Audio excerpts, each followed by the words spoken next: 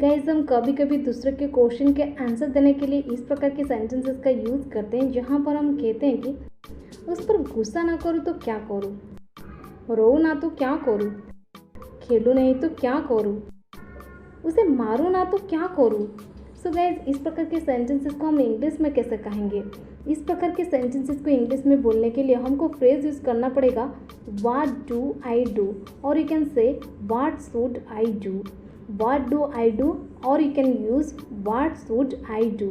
चलिए इसका complete structure देख लेते हैं। पहले आपको लिखना पड़ेगा व्हाट, इसके बाद आपको यूज़ कर देनी है डू या फिर शुड, इसके बाद आपको लिख देनी है आई डू, इसके बाद आपको यूज़ कर देनी है इफ़ नॉट के बाद आपको यूज़ करनी है वर्ब की फर्स्ट फॉर्म और लास्ट में अदर वर्ड्स। अगर आप लिख रहे हैं तो लास्ट में एक क्वेश्चन मार्क जरूर लगाइए।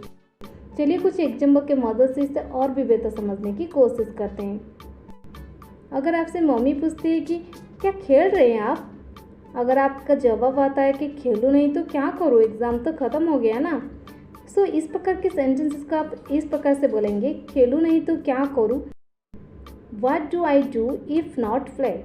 What do I do if not play? Or you can say, what should I do if not play? What should I do if not play? सोऊं ना तो क्या करूँ। What do I do if not sleep?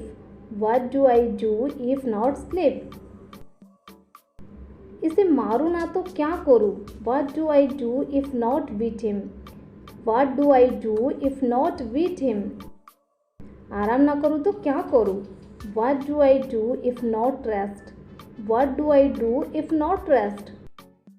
रो ना तो क्या करूँ। What should I do if I not cry?